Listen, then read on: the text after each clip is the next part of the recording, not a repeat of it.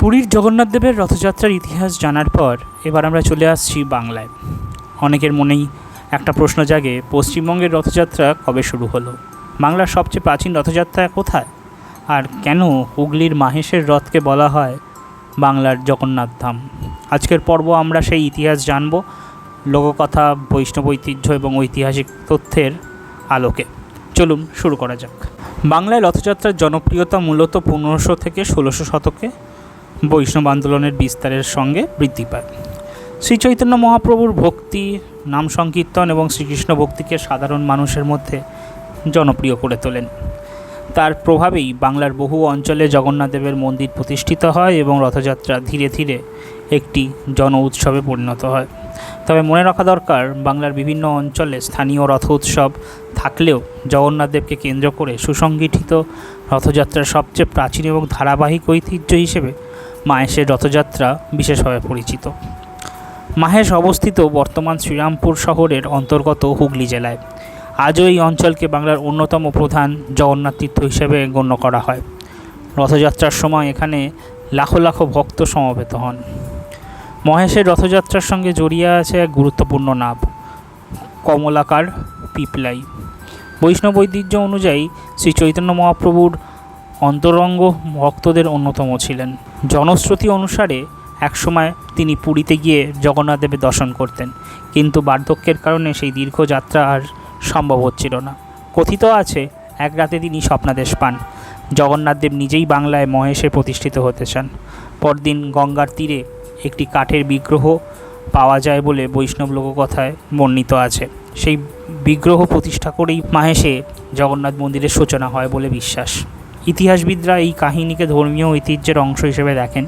তবে মহেশে বহু শতাব্দী ধরে জগন্নাথ উপাসনা ও রথযাত্রা চলে এসেছে। এ বিষয়ে ঐতিহাসিক ঐক্যমত রয়েছে।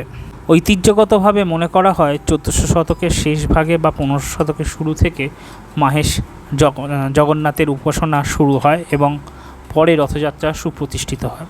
পরবর্তী কয়েক শতকে জমিদার, ব্যবসায়ী এবং স্থানীয় সমাজের পৃষ্ঠপোষকতায় এই উৎসব ক্রমে বৃহত্তর আকার ধারণ করে। রথযাত্রা শুধু ধর্মীয় অনুষ্ঠান নয়, এটি বাংলার সামাজিক ও সাংস্কৃতিক জীবনের একটি গুরুত্বপূর্ণ অংশ হয়ে ওঠে। মাহেশের রথের ইতিহাস একাধিকবার বড় পরিবর্তন আসছে। কাঠের রথ সময়ের সঙ্গে ক্ষয়প্রাপ্ত হয়েছে, আবার দুর্ঘটনাতেও ক্ষতিগ্রস্ত হয়েছে। পরবর্তীকালে নতুন রথ নির্মাণ করা হয়। বর্তমান রথটি বহুস্তর বিশিষ্ট, বিশালাকার এবং বাংলার ঐতিহ্যবাহী কাঠের স্থাপত্যশৈলীর এক অনন্য নিদর্শন। প্রতি বছর রথযাত্রার আগে এর সংস্কার ও নিরাপত্তা পরীক্ষা করা হয়। ব্রিটিশ আমলেও মহেশের রথযাত্রা ছিল অত্যন্ত জনপ্রিয়। ইউরোপীয় ভ্রমণকারী ও প্রশাসনিক নথিতে এই উৎসবের উল্লেখ পাওয়া যায়। রথযাত্রার দিন আশেপাশের এলাকায় মেলায় পরিণত হতো। হস্তশিল্প, খেলনা, মিষ্টি, লোকসঙ্গীত, যাত্রাপালা সব মিলিয়ে এটি ছিল বাংলার অন্যতম বৃহত্তম জনসমাগম। মহেশের রথযাত্রার বিখ্যাত হওয়ার কয়েকটি কারণ। মহেশের রথযাত্রার বিখ্যাত হওয়ার কারণ হলো বাংলার অন্যতম প্রাচীন ধারাবাহিক জগন্নাথ রথযাত্রা, বৈষ্ণব ঐতিহ্যের সঙ্গে গভীর সম্পর্ক, শতাব্দী প্রাচীন রথ ও মেলার ঐতিহ্য, ধর্মীয়, সামাজিক ও সাংস্কৃতিক মিলন মেলা, পশ্চিমবঙ্গের বিভিন্ন জেলা এবং দেশের নানা প্রান্ত থেকে ভক্তদের সমাগম।